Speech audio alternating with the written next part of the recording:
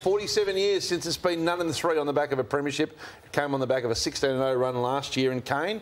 There's problems. The Suns was a fair audit on where they are yesterday. Yeah, there was issues everywhere, wasn't there, Hutchie, which we'll look at shortly. But the question I have around Geelong, and I noticed it in round one, is that back-to-back premierships are hard to win for a reason, and that's because you get a little bit complacent and you get a little bit satisfied with what you have done. Is that what you're saying has happened? That's what I'm saying has happened. Now, Luke Hodge has been there and he's lived it.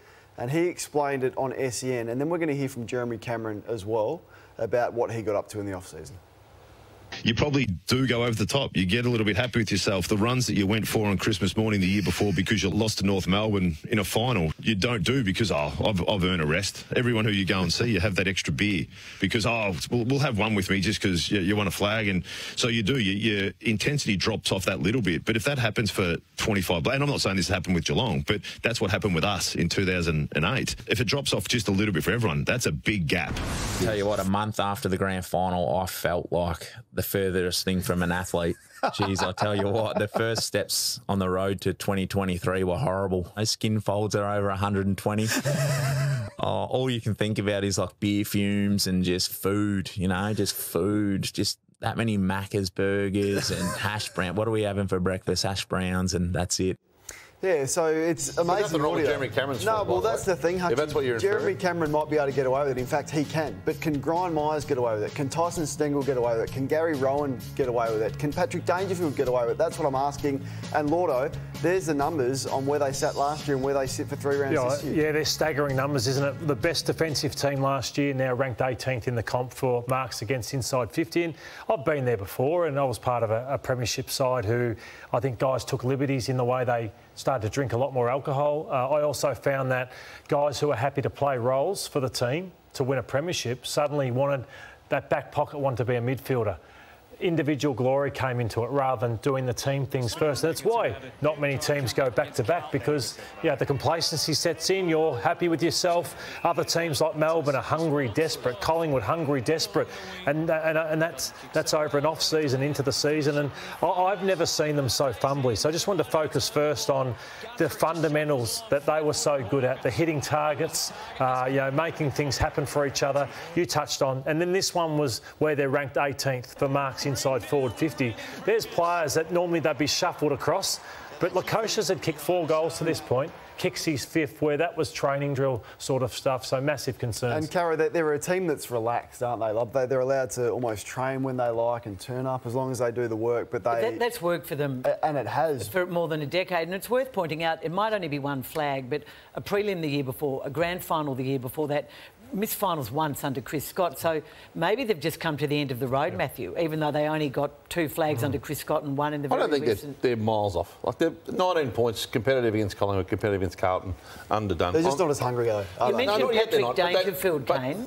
Now, you said, can he get away with it? He doesn't look overweight to me. No, he doesn't look overweight, but he's a player that needs to train and needs to train hard, and his form would dictate that it's not to the level that it was in the final series. And I was interested that he spent 11.5 minutes on the bench in the last quarter. I thought his first half was pretty solid. He had 14 disposals and looked to be the Patrick Dangerfield that we've known. And then he had 4 touches after half-time and spent 11.5 minutes when the game was in the balance, Lordo, on the bench in the last quarter, which I found strange. What would you do with Tom Hawkins? Like, is he... I know last year you were the first to raise the Patrick Dangerfield situation where you said maybe he needs a mini pre-season. You copped some flack, but they eventually did that. Can they afford to do that now with Tom and say, you know what, Tom, we're not doing you any favours? You're not helping us as a team, and we're actually hurting your brand by being out there? Or would you say, OK, we've got Hawthorn, and I think it might be West Coast the week after. Do you try and get through? I think he probably plays the next fortnight and tries to work himself into that. There was some small signs, but he's off the pace.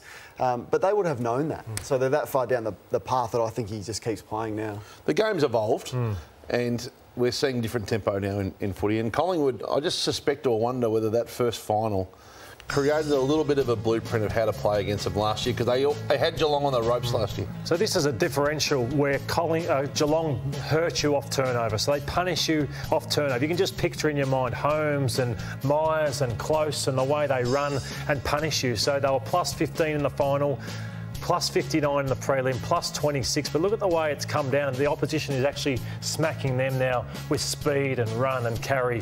where they've come right back to the field. So if you can stay in touch with them with scores off turnover, that's the key metric. But I just thought it was great coaching from Stewie Dew. This is the fastest Gold Coast have moved the ball, I think, in a long time. That wasn't an accident. It was forecast in the pre-game and the interview on the ground. And so every time Hutchie the ball went in one side, it was the old-fashioned switch that you learn at under 15s. It had to go out the other side, and they really challenged them, got over the back, and in fact they should have won by more in the second quarter. I think they kicked 1 goal 6, and their inaccuracy hurt them, so it could have been worse for Geelong. Will they play finals, Matthew? I think there's a big chance they don't. That's how serious I think their problems are. 9 games to come at GMHBA Stadium. I don't even see a fact where we're going to see against Hawthorn they come out and win by 100. I just don't see they're playing that well. It's got to be trying to tick over some wins, try and win it, scramble enough until they can get more, I think, time into players and fitness into players. Were they tough enough in list management at the end of last year? Well, I think we all lauded their list management decisions that they made. I think they're more longer term. Like, Bruin's going to be a good player. Henry's going to be a good player. Not sold on Bose. I'm not sure whether he's there, but they got pick 7 as well, which isn't probably going to help you now. But we maybe overestimated the impact that they were going to have in their first year. We have been quite negative on Gold Coast on this show historically, and last week they were even at three-quarter time with Essendon, and I asked the question, who was going to stand up? And it was no one. That was the numbers in round 2 in the last quarter. So I asked the same question at three-quarter time against the reigning premiers, and that's the result. They smashed them in every area. Lukosius, Lordo's touched on, had a career best game with 5 goals. Rao was outstanding, and this is some of the vision Lordo That's what he's capable of, though. That's what frustrates you. Like, he's got one of 2 paths here. He's going to either turn himself into a superstar, or he's going to end up a Jack Watts under-delivered style talent, right? Well, I think, that is an amazing, one of the great goals you'll ever see. But what I love about this move is Stewie Dew's had him behind the ball, but it was a soft way of playing footy, just getting uncontested possession. He's had to earn every kick.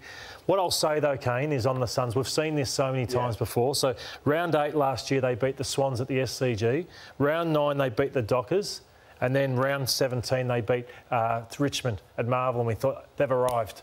And then they flounder again. So still yet to hold on. Should also mention Swallow, who played his 200th, and they stood up for him, and he was mighty.